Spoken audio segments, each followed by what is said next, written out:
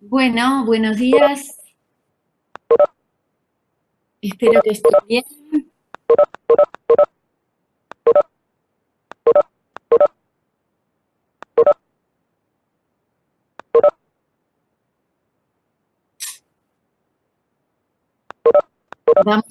Vamos a empezar. Veo que están ingresando, por eso voy a... Este,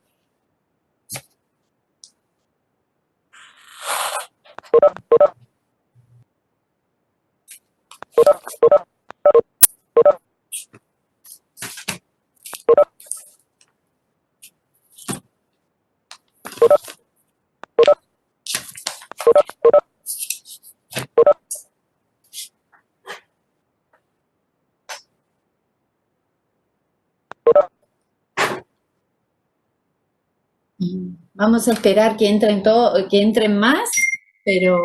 ya tengo. Voy a ver si puedo compartir la pantalla.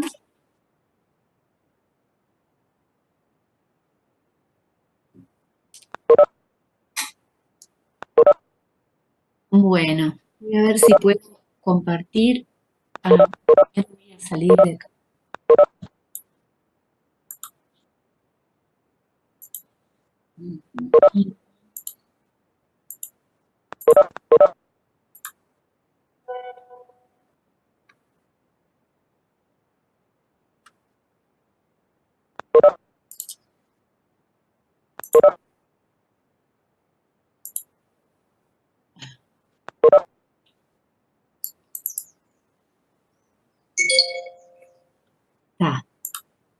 Bueno.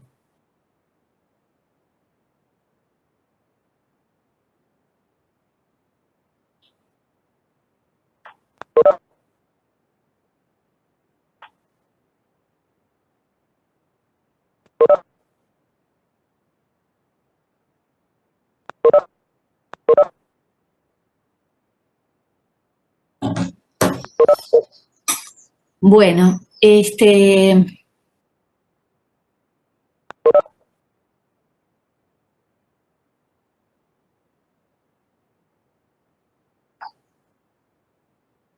vamos a ver si, bueno, ya somos unos cuantos. Se me complica ingresar. Yo estuve en la plataforma trabajando bastante hoy de mañana, no tuve problema, Gabriela. Así que, no sé. Bueno, vamos a trabajar hoy, vamos a trabajar vamos a hacer un repasito y algunas cuestiones, revisar un poquito y reafirmar algunas cosas del sistema universal que venimos trabajando. Recuerden que tienen el material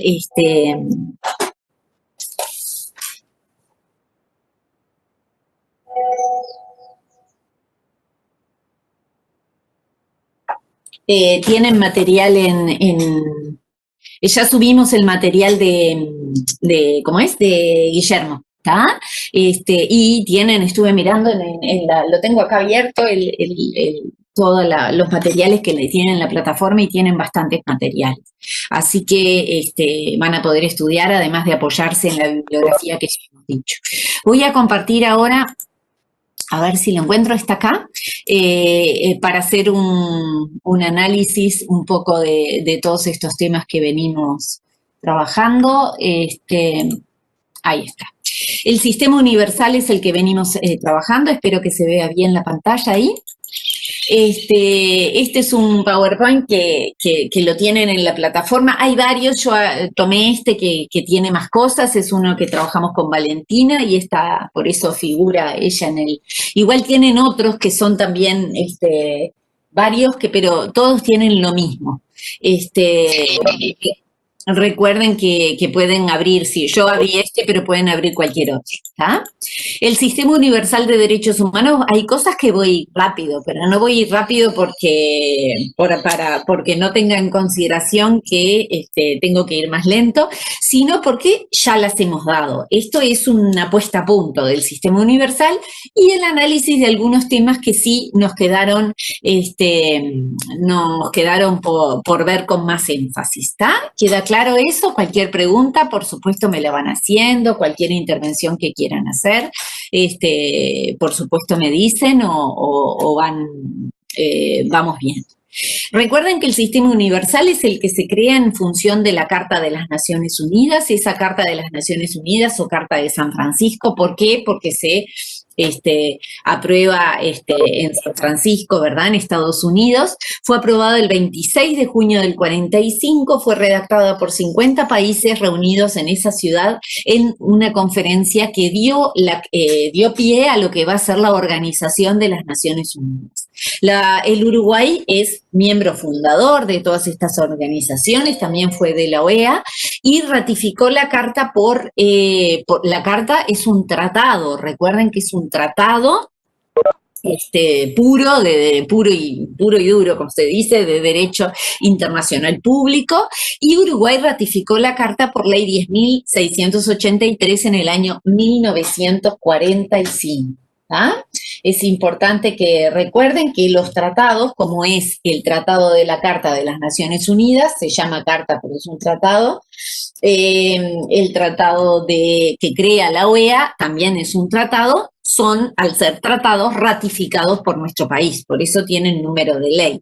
No así las declaraciones, recuerden que esta declaración, entre otros, la Declaración Universal de Derechos Humanos, al ser una declaración, no se ratifica. ¿Ah? Eso los estados la adoptan, pero no hacen ese camino de ratificación que implica todas las etapas que ya estudiamos de discusión del tratado y que el Parlamento le dé el visto bueno. ¿Ah? Es el primer tratado de alcance universal en materia de derechos humanos, más allá de que recuerden, no enumera, la Carta de las Naciones Unidas no va a enumerar los tratados, los derechos humanos, para eso va a haber que esperar 3 años más que se adopte la Declaración Universal, ¿tá? Pero la Carta de las Naciones Unidas en sus artículos 1 y 2 van a ver que artículo 1, ahí lo tienen, y artículo 2, siempre en el marco del respeto de los derechos humanos. Voy a subir la diapositiva para que la vean completa, ahí tienen los propósitos, están resumidos, vamos a decir, en 2 palabras, paz y seguridad, mantener la paz y la seguridad internacional, ahí la tienen, en el marco del respeto a los derechos humanos. ¿Tá? Lo que no hace es decir, bueno, el derecho a la vida, los derechos civiles, los derechos políticos son estos, derecho a la educación, alimentación, las libertades, no las enumera, ¿verdad? Pero sí refiere a que la paz y la seguridad deben concretarse en el marco de los derechos humanos. ¿Ah? A ver, estos son aspectos más específicos del derecho internacional, de la Carta de Naciones Unidas, que ya lo voy a dar, ya lo más o menos realizamos con Guillermo, así que no lo voy a hacer hincapié. Sí me voy a referir muy básicamente y en forma muy sintética a cuáles son los órganos principales creados por la Carta de las Naciones Unidas. ¿Tá? Estos órganos principales que mencionamos ya en la clase del viernes y del lunes. Y estos órganos son la Asamblea General, el Consejo la Asamblea General es el órgano representativo y democrático por excelencia, está integrado por todos los Estados miembros, ¿verdad? En la actualidad tenemos 193 Estados miembros, es el órgano más democrático porque tanto nuestro voto como el voto de China, el voto de Inglaterra, el voto de Sudáfrica, todos valen igual, vamos a decir, en relación a las votaciones que se hagan por la Asamblea General, que toma las resoluciones, toma resoluciones permanentemente esa Asamblea General de las Naciones Unidas. Permanentemente, bueno, a lo largo de la historia van a ver que ha tomado muchísimas resoluciones.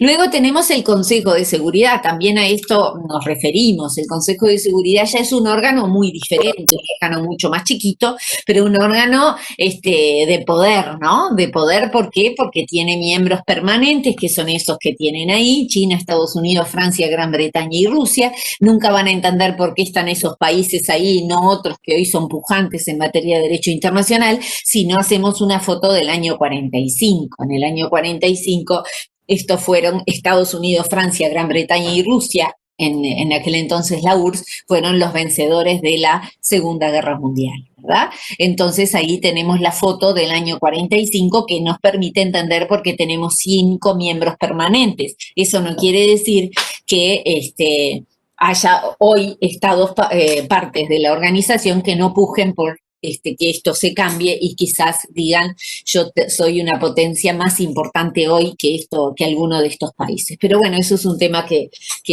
algún día, no sé, se verá, porque es un tema de política internacional. Sí, Uruguay estuvo en el Consejo de Seguridad, pero nunca en su carácter de miembro permanente, ¿verdad? Como miembro no permanente estuvo, sí. Pero recuerden que los miembros permanentes tienen otras potestades, ¿verdad? Después tenemos el Consejo Económico Social, es un órgano que coordina la labor económica y social de las Naciones Unidas, es un órgano importante, ¿verdad? Ya tiene menos miembros, ¿verdad? La Secretaría General, ahí tienen la foto del actual secretario general. Recuerden que los secretarios generales, que son personas claves, ¿no? En las Naciones Unidas, porque es un poco la cara física individual de estos de esta organización, sin perjuicio de, por supuesto, la Asamblea General, el Consejo de Seguridad. En este caso tenemos a Guterres, que es de nacionalidad portuguesa, en este caso le tocó Europa. Ustedes saben que hay un equilibrio muy importante en las Naciones Unidas en función de todos los órganos y en relación a las integraciones de las personas físicas, más allá de que este hombre no representa a Portugal, pero sí es un hombre de nacionalidad portuguesa, por tanto está en la región europea, y es a la región europea que le correspondía, para seguir ese equilibrio, tener la Secretaría General. Pero no representa a Portugal. Hoy este señor, y antes Kofi Annan, y antes otros que hemos tenido secretario general, representan a las Naciones Unidas, recuérdenlo. ¿Ah? Y es el cargo, del punto de vista unipersonal, más importante de las Naciones Unidas. Además de este diplomático de larga trayectoria, tenemos en el ámbito de los derechos humanos una alta comisionada de los derechos humanos, que es Michelle Bachelet, ¿verdad? Actualmente, la que fuera entonces presidenta de Chile, ¿verdad?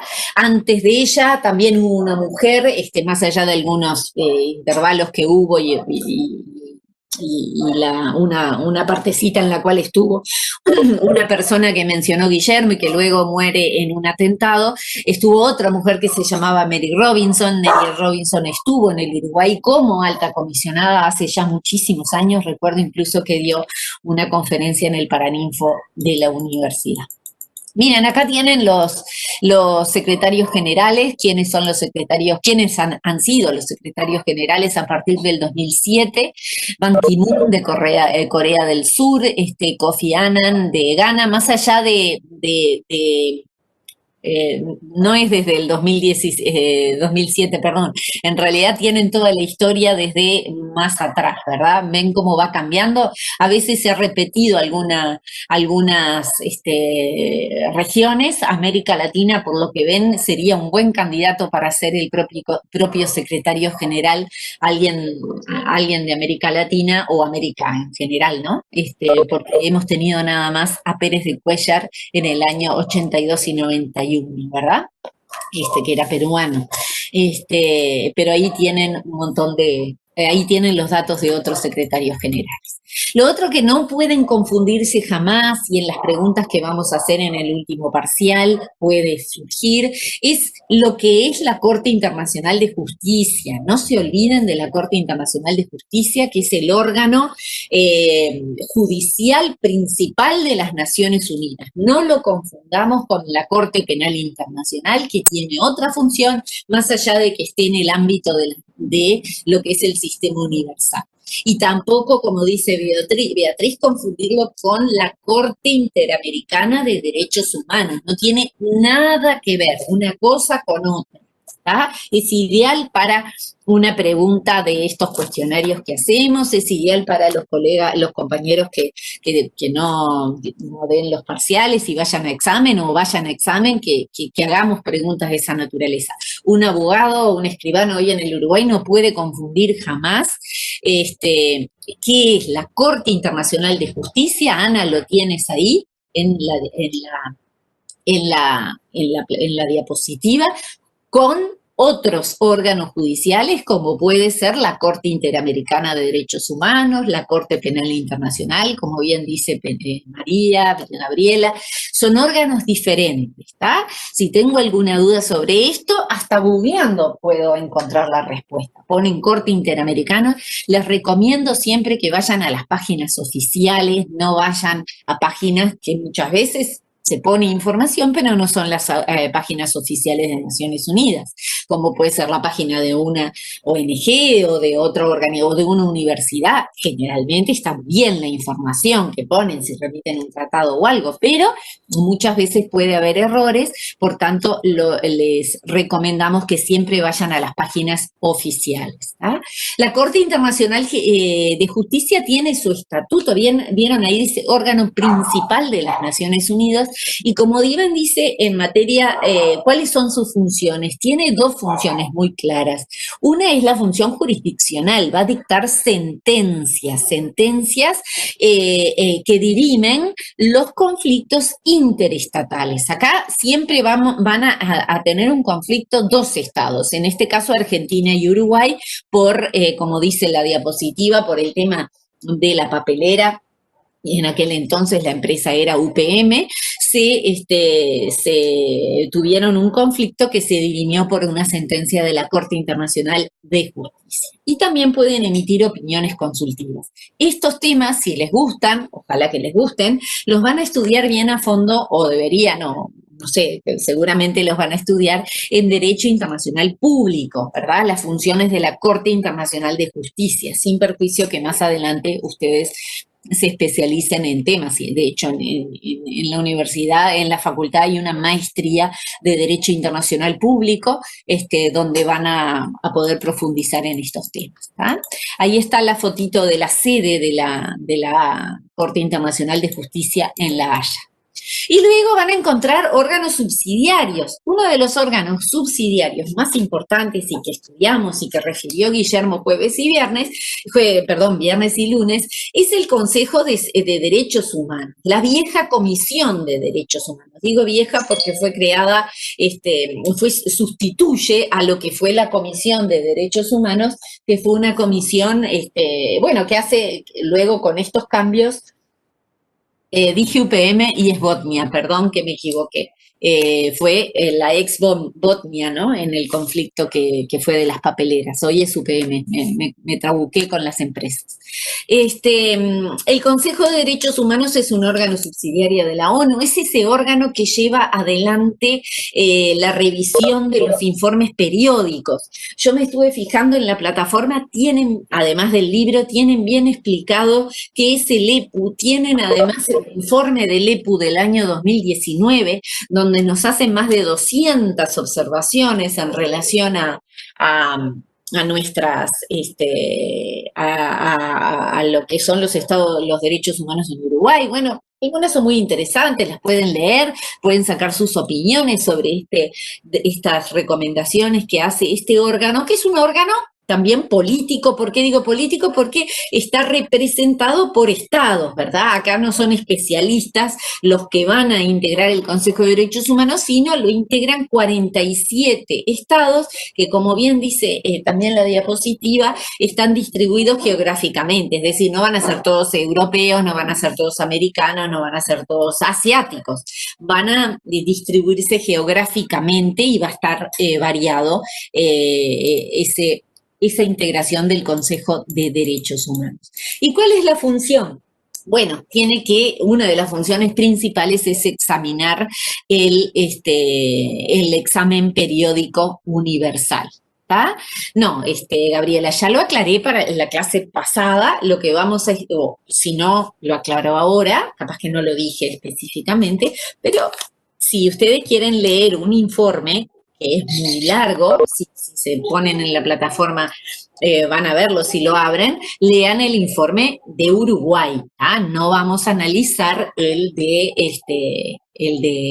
Brasil, que además lo pueden googlear y lo encuentran, pero ya sería una cosa que excede. Lo importante es que lean, Gabriela, el de Uruguay, si quieren profundizar con esto. Es interesante que lo lean, que entiendan. Si tienen dudas, por favor, nos hacen las preguntas que ustedes quieran, ¿no? Obviamente, cuando uno da la clase muchas veces hace referencia a informes de otros países, porque recuerden que están permanentemente haciendo ese examen periódico universal, compete a todos los Estados miembros, entonces todos están pasando a ser examinados por este Consejo de Derechos Humanos, ¿tá? Pero si vamos a hacer hincapié en el de Uruguay que tienen en la plataforma.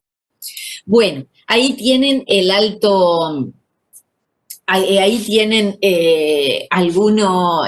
comisionado para los derechos humanos al que hice referencia, es el asesor del secretario general y es el que va a trabajar directamente en temas de derechos humanos. Y miren lo que tienen acá. Acá tienen los órganos o agencias especializadas de la Organización de las Naciones Unidas. Miren, ahí pueden fijarse, muchas de ellas seguramente, algunas más que otras, puede ser que las tengan más registradas, algunas se refieran a tema niñez, algunos se refieren a temas de alimentación o población, otros a temas mujer, bueno, el tema del trabajo.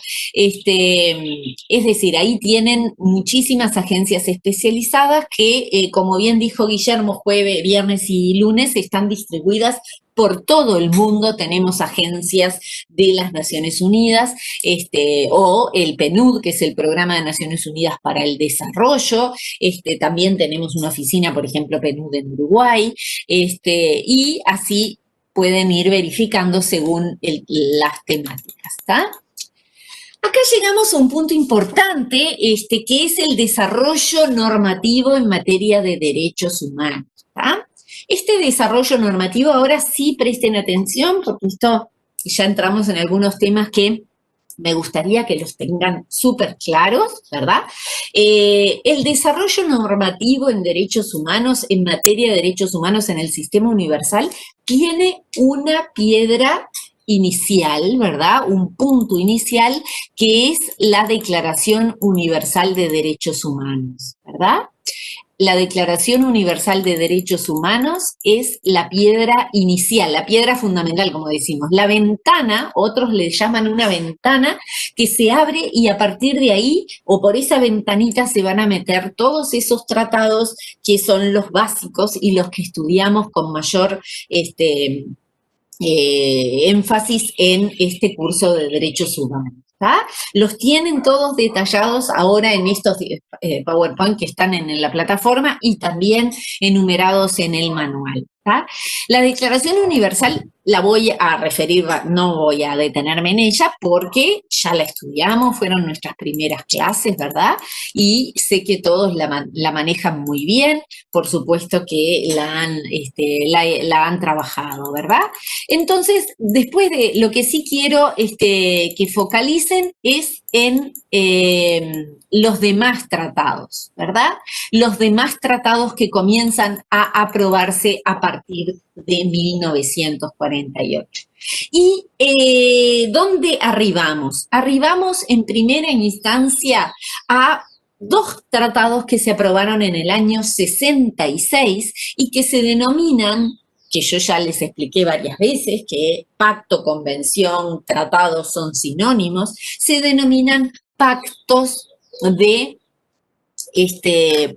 derechos civiles y políticos y pactos de derechos económicos, sociales y culturales. Además de los pactos, entonces, estos dos pactos de derechos civiles y políticos y económicos, sociales y culturales que fueron aprobados en el año 66 y fueron ratificados por el Uruguay en el año 69, son los dos primeros tratados generales de derechos humanos. ¿Por qué digo generales? Porque tocan temáticas de derechos civiles y políticos y de derechos económicos, sociales y culturales. En definitiva, abarcan todos los derechos según la clasificación que yo les he dado de la naturaleza de los derechos políticos, los derechos económicos, los sociales, culturales y los civiles, ¿no?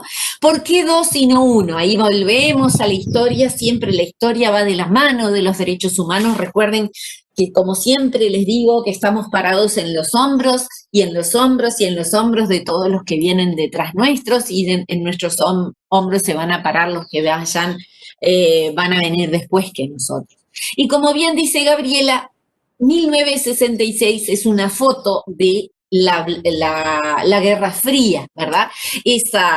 Ese distanciamiento que existía y esa polarización, dos polos, la Unión Soviética, con todo el comunismo, vamos a decir, todo lo que significó el comunismo y la Unión Soviética, y Estados Unidos y todo el bloque capitalista, detrás de los cuales se apuntalaron, se situaron muchos países, y por eso se habló siempre de que todo ese periodo histórico que va desde el final de la Segunda Guerra Mundial hasta simbólicamente la caída del muro de Berlín, o bueno, como ustedes podrán buscarle la fecha que quieran, otros lo sitúan en otros hechos históricos, pero por allá por la década del 90 van a encontrar esa Guerra Fría. Entonces, ¿qué hizo Naciones Unidas en el 66? Plena Guerra Fría. Dijo, bueno, vamos a ser inteligentes, supongo que habrán dicho eso, no lo sé, yo no estaba ahí, se imaginarán. Vamos a adoptar, en vez de un tratado, vamos a adoptar dos tratados, ¿verdad? Dos tratados, uno que verse sobre derechos civiles y políticos y otros derechos económicos, sociales y culturales. ¿Y por qué estratégicamente hicieron eso? Lo hicieron porque dijeron, aquellos países del bloque capitalista que no quieran entrar en la aprobación, en el compromiso, la responsabilidad de cumplir con los derechos económicos, sociales y culturales, que aprueben solo, que ratifiquen el de civiles y políticos y viceversa, ¿verdad? Fue por eso, sí,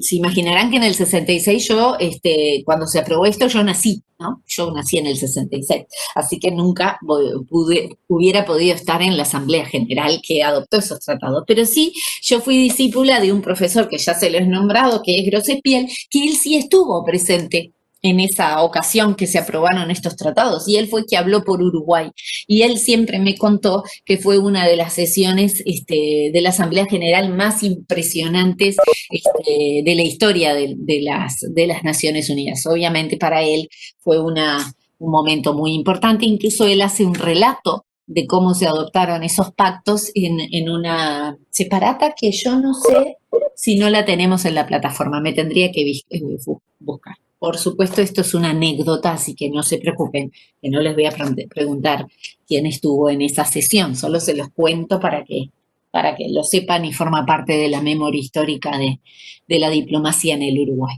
En fin, estos dos tratados son dos tratados súper importantes, los tienen que leer, los tienen que un poco repasar, son tratados que refieren a temas claves como puede ser todo lo que hace al derecho a la vida, pero por supuesto también son tratados, pactos que en el año 66, que fueron aprobados, no se meten en temas complejos, complejos quizá no tanto para el Uruguay, que tiene una posición, como ustedes saben, en materia de pena de muerte muy asentada a lo largo del tiempo, pero no para otros países que tenían, por supuesto, en el 66 la pena de muerte. Entonces, no va a abolir ese tratado del 66 la pena de muerte, sí la va a restringir. Por supuesto, no se va a meter en temas del inicio de la vida, eso es muy difícil que un tratado de Naciones Unidas lo haga, hablando o previendo cuestiones que hagan a cuándo comienza la vida humana, son temas bastante complejos que nos tienen, por supuesto, perspectivas y enfoques religiosos, filosóficos muy variados, todos respetables, y con el objetivo de que estos tratados sean aprobados por los estados, obviamente los estados no, en el ámbito de Naciones Unidas no se va tan a fondo sobre esos temas, tampoco por ejemplo en relación al fin de la vida, ustedes saben que es un tema que está en las agendas de derechos humanos de muchos países. Bueno, en el Uruguay tenemos un debate sobre ese tema a partir de un proyecto presentado, y bueno, son temas que estamos trabajando, se los digo porque lo estamos trabajando en la otra asignatura que damos, que es bioética, donde abordamos los aspectos bioéticos de el final de la vida. Pero obviamente este tratado en el 66, por supuesto, además que en el 66 todavía no había grandes desarrollos y todavía no se había desarrollado lo que va a ser el enfoque bioético sobre una mirada que se centre en los aspectos éticos y reflexiones sobre la vida humana, sus implicaciones, y todo lo que es la biología y el medio y el ecosistema en el que vivimos, del cual el hombre no es el centro, sino que es uno más de todos los seres vivos que conviven allí.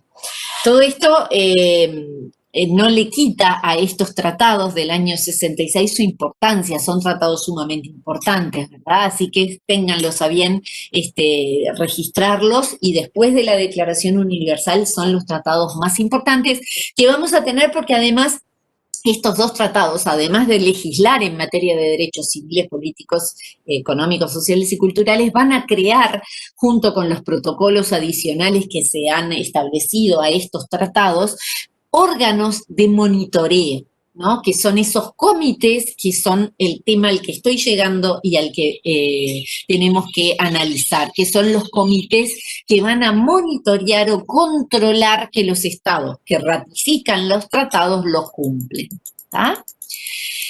Bien, bueno, ahí está desarrollado, pero ya se los dije todo, así que voy a pasar por alto lo que son los dos pactos, los tienen ahí si quieren verlo, todos los derechos que consagran, ahí les pusimos también los protocolos. Y después de esto, es bueno que también repasen y revisen otros tratados, incluso este tratado de discriminación racial es anterior a los pactos, ¿no?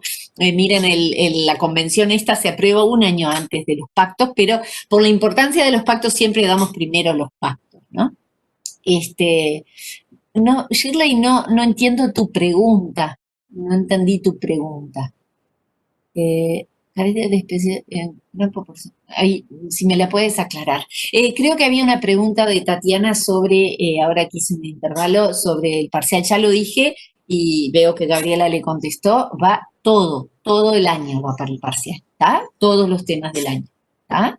Bueno, seguimos, discriminación racial. ¿Ven? Acá les ponemos la ley que ratificó. Todos los tratados estos que estamos dando fueron ratificados por Uruguay. El pacto, los dos pactos también, en el año 66 fueron ratificados en el 69 por Uruguay, ¿tá? Y esta de discriminación racial también. No tienen por qué aprenderse de memoria las leyes, ¿tá?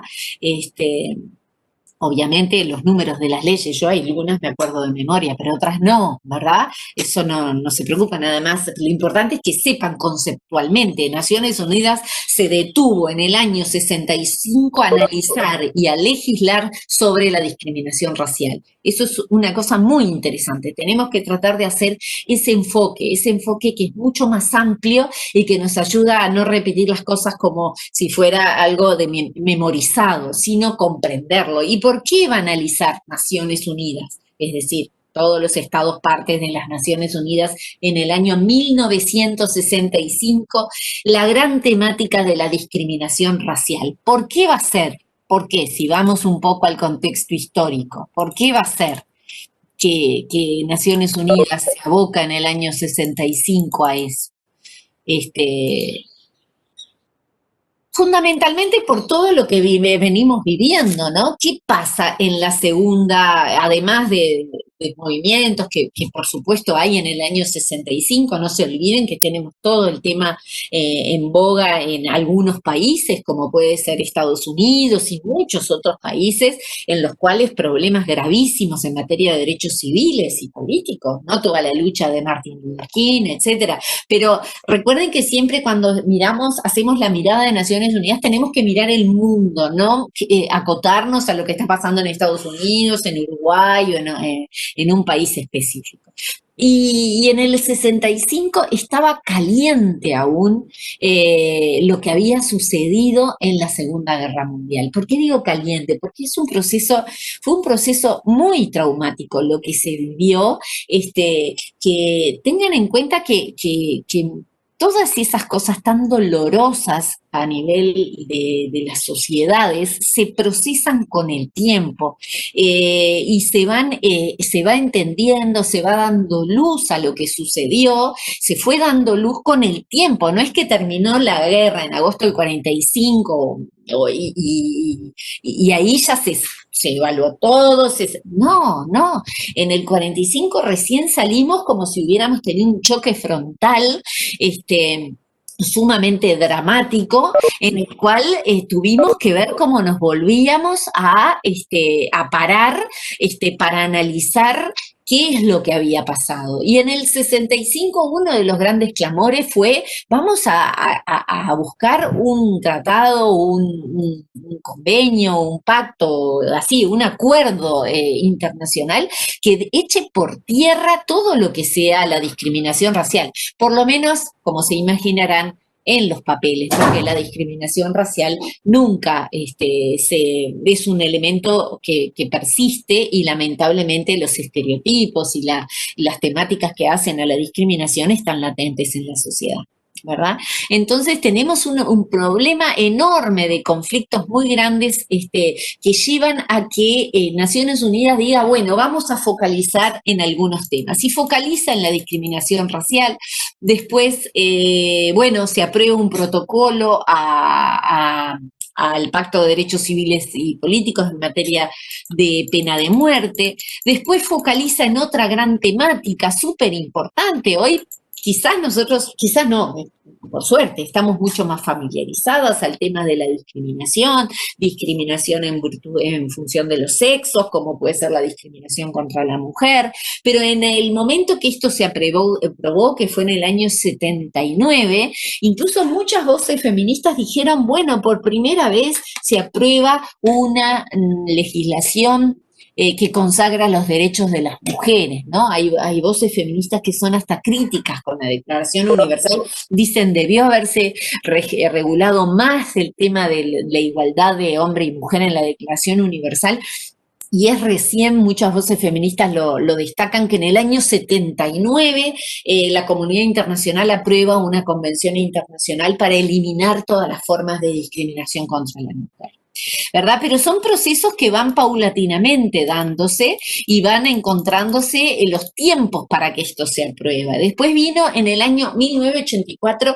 la preocupación por el flagelo de la tortura y los tratos crueles, inhumanos y degradantes. Y fue Naciones Unidas en el 84 y no fue porque dijo, bueno, en este país están ocurriendo cosas que por supuesto condenables, atroces. No, fue porque la tortura que se verificaba en uno u otro países en esos tiempos, es un flagelo, como dije, es una de las prácticas más aberrantes que puede existir del punto de vista de lo que es una acción estatal, de terrorismo de Estado, ¿no? Entonces, ese es un fenómeno que está latente en todo el mundo, ¿verdad? No es que además se aprobó esta convención internacional en el año 1984 y ya se solucionó, no. Hoy tenemos problemas en muchos países en los cuales el Estado, en muchos países se verifican problemas en que el Estado tiene prácticas, pero absolutamente orquestadas, en esto, ¿no? Estoy hablando cuando ya hay una política inventada o elaborada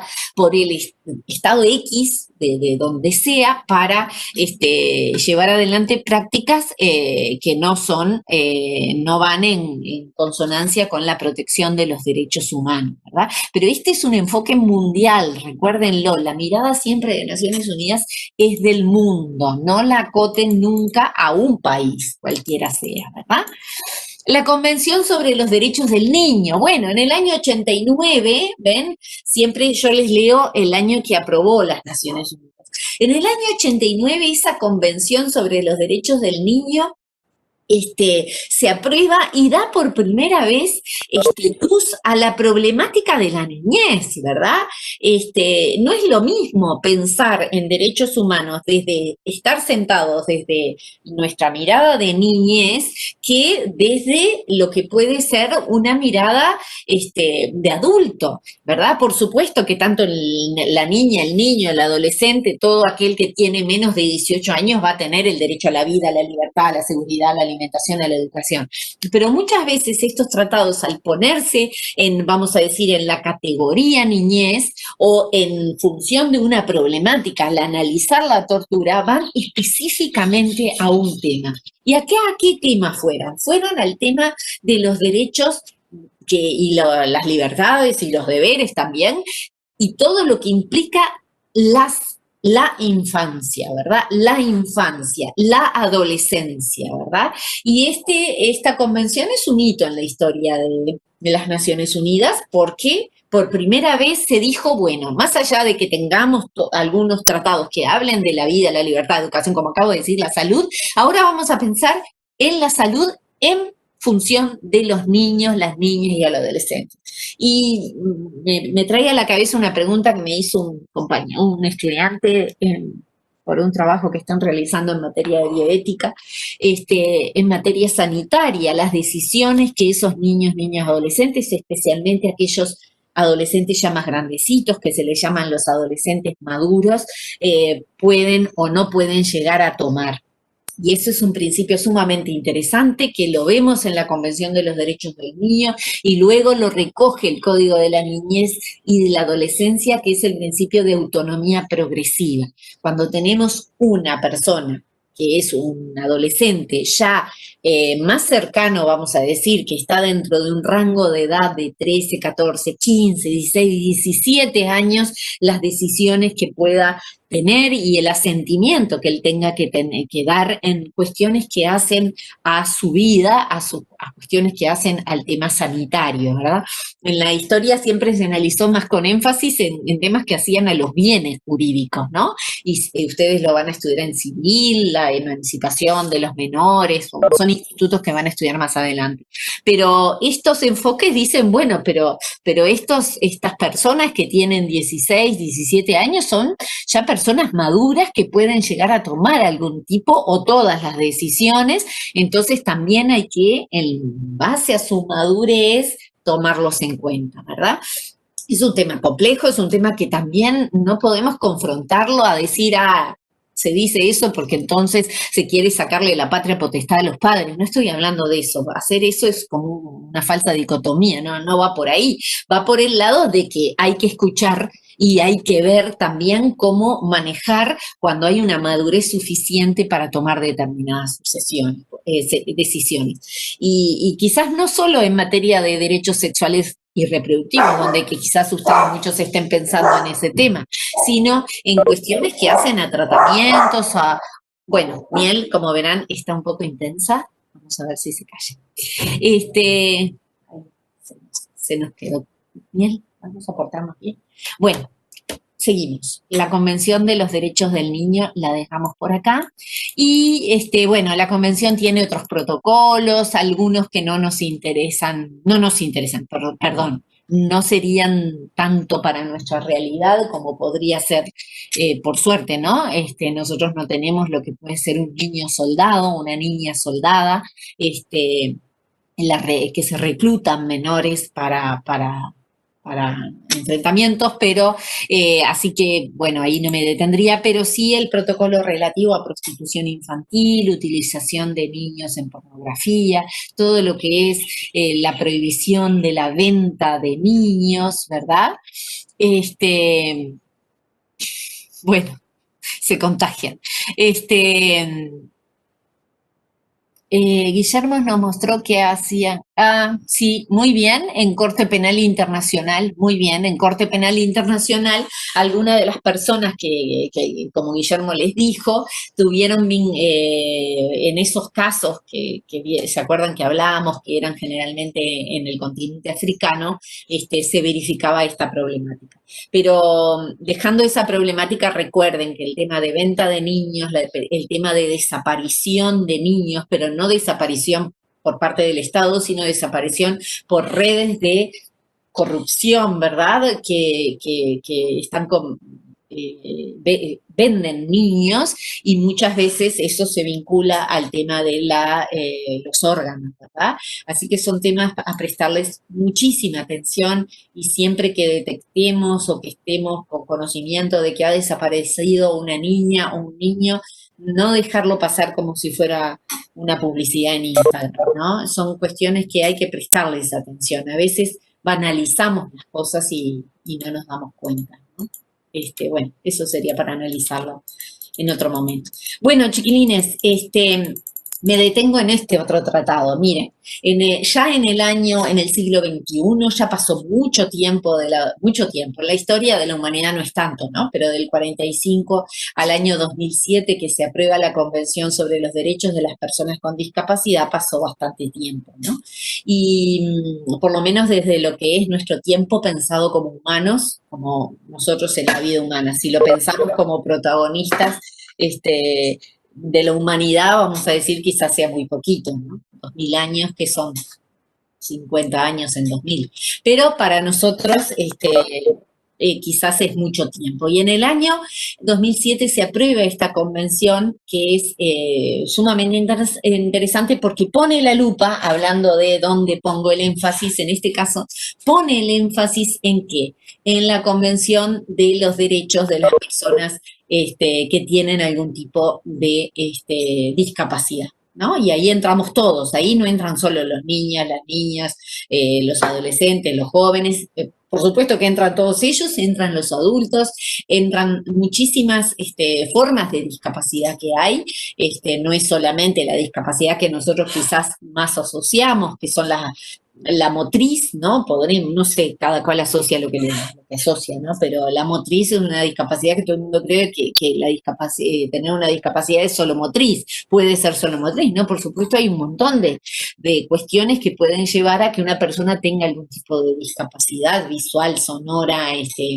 auditiva, perdón, visual, bueno, cognitiva. Bueno, y esta es una muy interesante convención, por supuesto que se dan cuenta que este curso es tan interesante que daría que para cada una de estas convenciones le destináramos quizás 2, 3 clases, ¿no?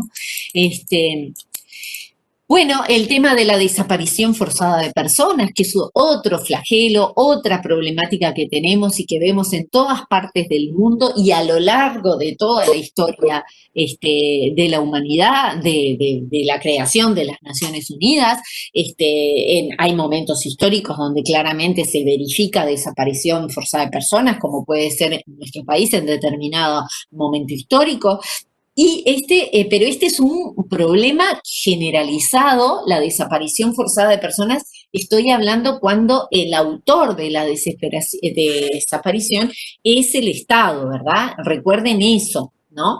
Es diferente a que yo secuestre como particular a una persona y tengo una red y que se dedica a secuestrar personas. Esas son cosas diferentes. Acá, en el caso de desaparición, estamos pensando en que el sujeto que lleva adelante la desaparición es el propio Estado.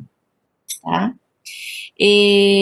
Este me parece que lo crearon muy tarde, no sé a cuál te refieres, el de discapacidad o de desaparición forzada. Recuerden que también en el ámbito americano tenemos el de desaparición, Matías. Sí, es del año del siglo XXI ya, ¿no? Pero recuerden de mirar siempre el mundo, ¿no? Y recuerden que la problemática de la desaparición forzada es una problemática que está latente. Y hoy, lamentablemente, en muchos países tenemos problemáticas vinculadas a la desaparición forzada de personas, ¿no?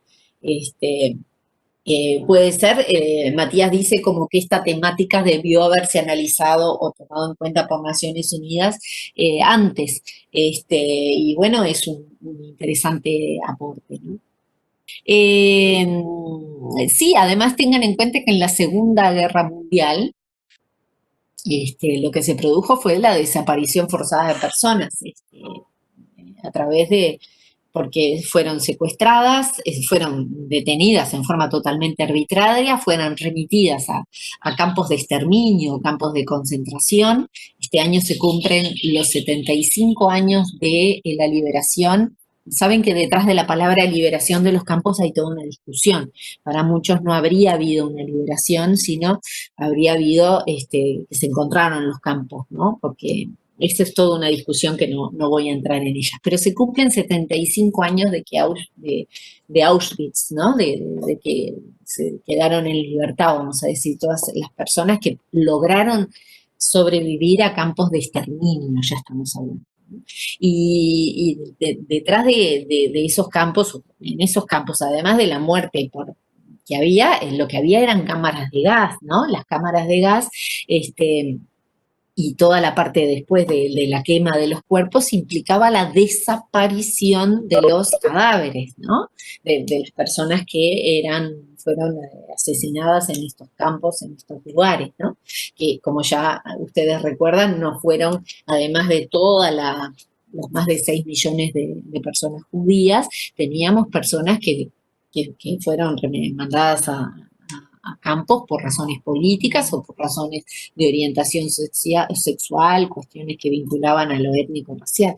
Les digo todo esto porque justamente hoy se celebra un hecho muy triste que sucede, que es la Noche de los Cristales Rotos. Se celebra por el Comité Central Israelita, un acto recordatorio de esos hechos que fueron sumamente dramáticos que se producen, en el cual se destruyen un montón de templos y lugares, por eso se llama de los cristales rotos, ¿no? Eso fue previo a, ya estábamos dentro de toda una oleada que luego derivó al exterminio de todos de toda esta población, ¿no? Y de todos estos grupos, ¿no? Que decimos, por eso el tema de desaparición forzada lo podemos encontrar, rastrear a lo largo de muchas décadas, ¿no? Bueno, a ver.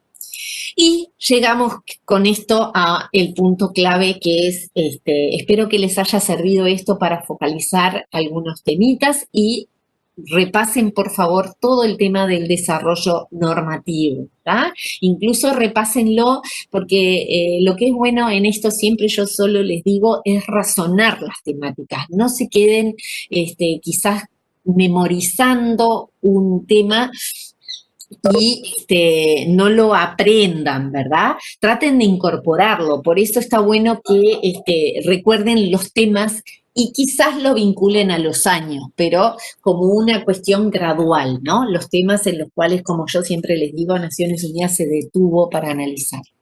¿Y qué es lo que pasa? Estos tratados se crean, pero junto con los tratados se crean también, en esos tratados se crean comités. ¿Qué hacen estos comités? Estos comités que están creados por los tratados, pregunta de parcial, pregunta de examen. ¿Quién crea los comités? Los crean los propios tratados. Entonces, los distinguimos de los órganos que son creados por la Carta de las Naciones Unidas o los órganos subsidiarios. Esos son órganos, vamos a decir, de la Carta de las Naciones Unidas. Estos órganos que ahora me detengo a analizar son los órganos convencionales no jurisdiccionales, porque no son cortes, no son órganos judiciales, ¿verdad? Pero son órganos convencionales. ¿Por qué son órganos convencionales? Porque fueron creados por las convenciones, por los tratados. ¿Ah? Pero no son cortes jurídicas, no es la Corte Internacional Penal o la de Justicia ni nada, porque no van a dictar sentencias. ¿Ah? Ahora, ustedes dirán, ¿cómo me voy a acordar yo de los órganos convencionales no jurisdiccionales? Es decir, estos órganos que se crearon por los tratados. Es muy fácil. ¿Cómo me voy a acordar? Me voy a acordar porque voy a siempre buscar el tratado y a partir del tratado encuentro el comité.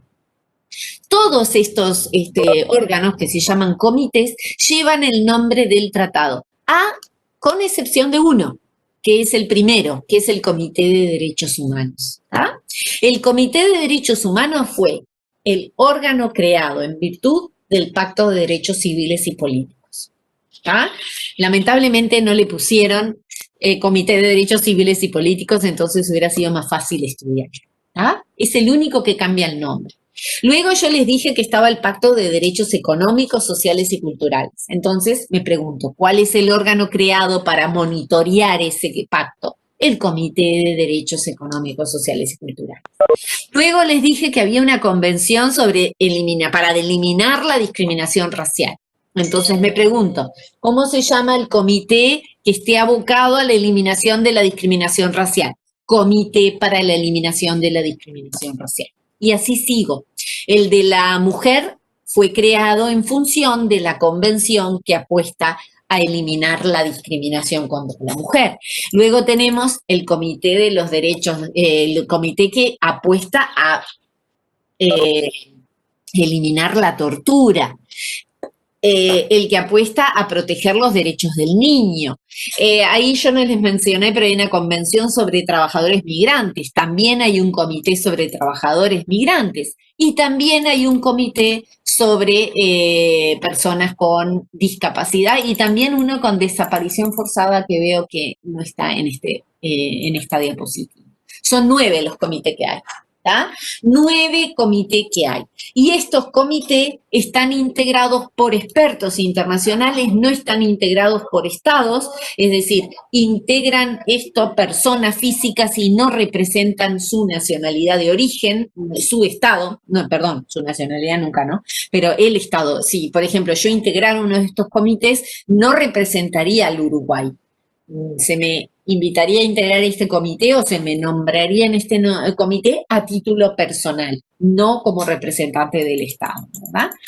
Y lo otro que tienen que recordar, lo otro que tienen que recordar es que no, ya lo dije, no son órganos jurisdiccionales, por tanto no emiten sentencias, emiten informes finales y observaciones, están integrados por expertos internacionales, ya se lo dije, tienen diferentes mecanismos de control, entre los cuales el mecanismo de control que ustedes más van a encontrar, pueden ver, es aquel que refiere a informes por país, ¿verdad?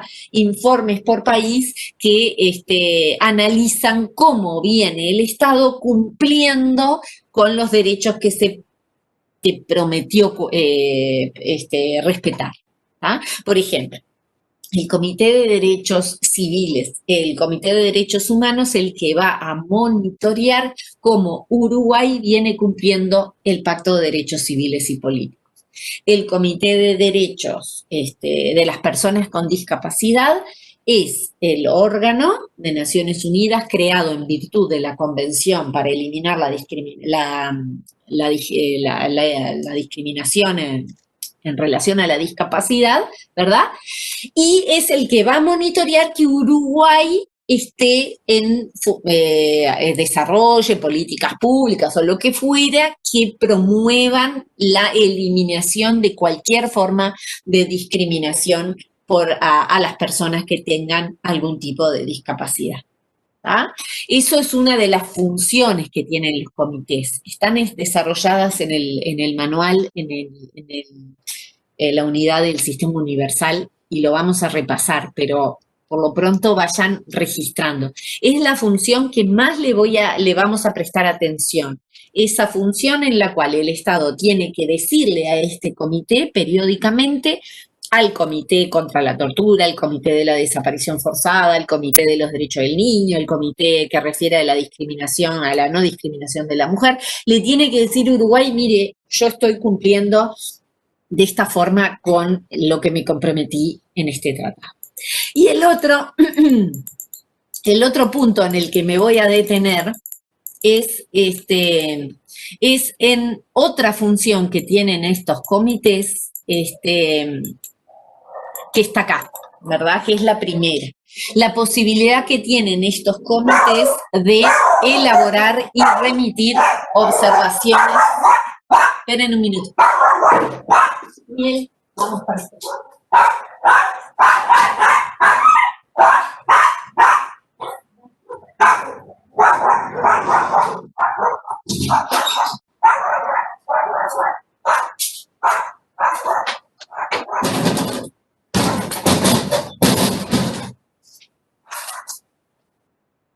Mil disculpas, ya se fue bien. Bueno, estos comités también tienen la posibilidad, o la función, perdón, yo diría que hasta la obligación, de emitir observaciones generales. ¿Ah? Observaciones generales que apuntan a desarrollar algunos temas que vinculan a el tratado, ¿verdad? Sobre estos temas, ahí detuve dejé de compartir. Sobre estos temas me gustaría que lo habláramos en la próxima clase para hacerlo más tranquilos, con más detenimiento, porque incluso en la plataforma ustedes van a encontrar más materiales, ¿está? A ver si me explico.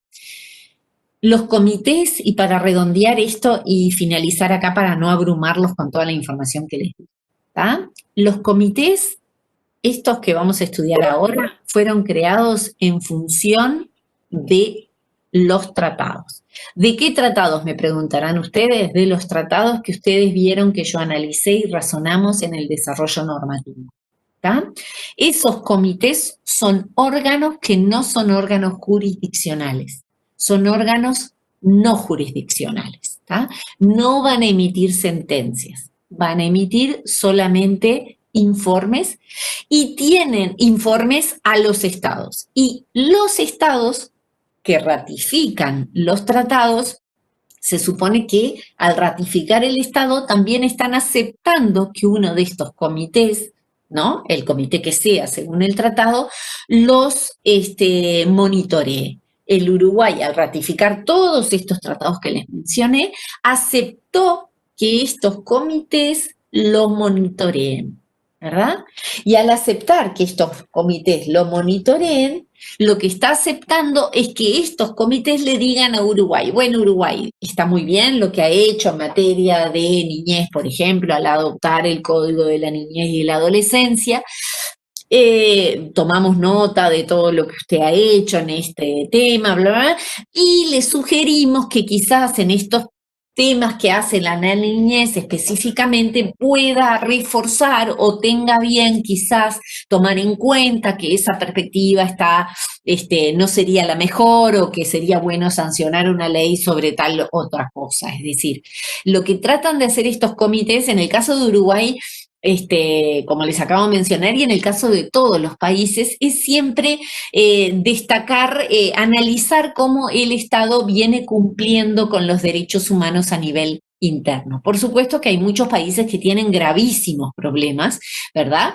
En los cuales cuando se presentan los informes hay problemas de desapariciones y, bueno, conflictos armados en que se involucran niños.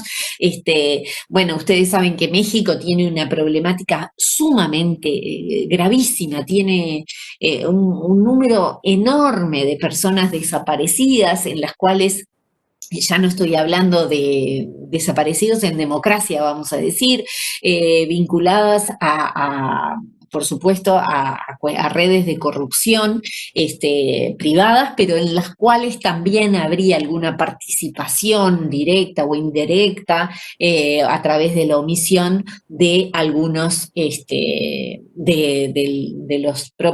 propio agentes estatales, ¿verdad?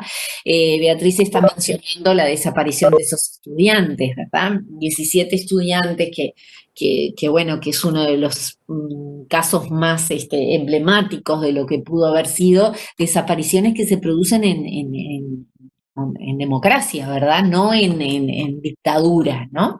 Entonces, estamos hablando de miles de personas desaparecidas, por supuesto mujeres, por supuesto niños, y ustedes me dirán, pero no dijo que eran los particulares, sí, ni que hablar, pero muchas veces estos problemas son problemas mucho más complejos, se enredan con también responsabilidades u omisiones de los agentes estatales, ¿no? O agentes estatales que quizás no, o actúan o no actúan, dejan pasar y muchas veces esas cosas determinan problemas gravísimos de sociedades en las cuales hay un reclamo a nivel social muy grande, ¿no? Muy fuerte en estos problemas. Simplemente haciendo una mirada quizá no muy profunda en la realidad mexicana, ustedes van a encontrar cifras que son realmente muy complejas. Estoy hablando de miles de personas desaparecidas desde un tiempo atrás, ¿no? Bien, recuerden entonces estos comités. Si les pregunto, ¿quiénes crean estos comités? Ustedes tienen que responder que estos comités fueron creados en virtud de los pactos. ¿Ah? Entonces es muy fácil, busco los 9 pactos que fueron los básicos y los que les mencioné, que son los 9 pactos básicos y sustanciales, ¿no? Del sistema. Estudian los 9 pactos o tratados y ahí van a encontrar que estos 9 instrumentos internacionales tienen todos un comité. ¿Y qué hace ese comité? Justamente monitorear que el Estado cumpla. Además de eso, lo que hacen los comités es emitir recomendaciones generales. Las recomendaciones generales son sumamente interesantes porque ¿qué hacen con las recomendaciones generales? Por ejemplo, buscan un tema, buscan un aspecto del tratado, ¿no? El derecho a por ejemplo, a que nadie sea discriminado, ¿no? Por razones de orientación sexual o por alguna cuestión. Y buscan la no discriminación en el tratado, ¿no? Entonces dicen, bueno, nos vamos a detener en el análisis de qué es la no discriminación y qué es lo que quiso decir el tratado en materia de no discriminación. Y desarrollan en esa observación general qué se entiende por discriminación de lo que sea. ¿Ah?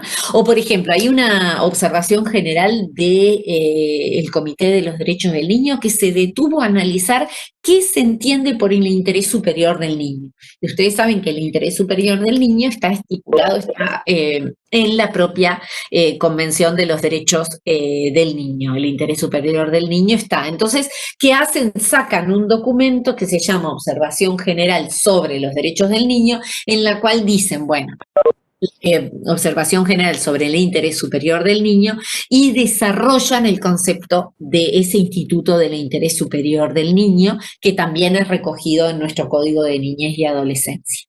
¿Está? Bueno, Tatiana, a ver si me escuchas, espero que los demás me hayan escuchado. ¿Me escuchan? Sí. Bueno, chiquilines, vamos a dejar por acá. El viernes vamos a seguir trabajando un poquito este tema, ¿no? De las observaciones generales, del rol de estos comités, y de estos documentos que está bueno que ustedes vayan reconociendo. Están recién en primer año, pero les van a servir para lo que es toda la carrera y también para el ejercicio profesional cuando sean abogados. ¿Ah?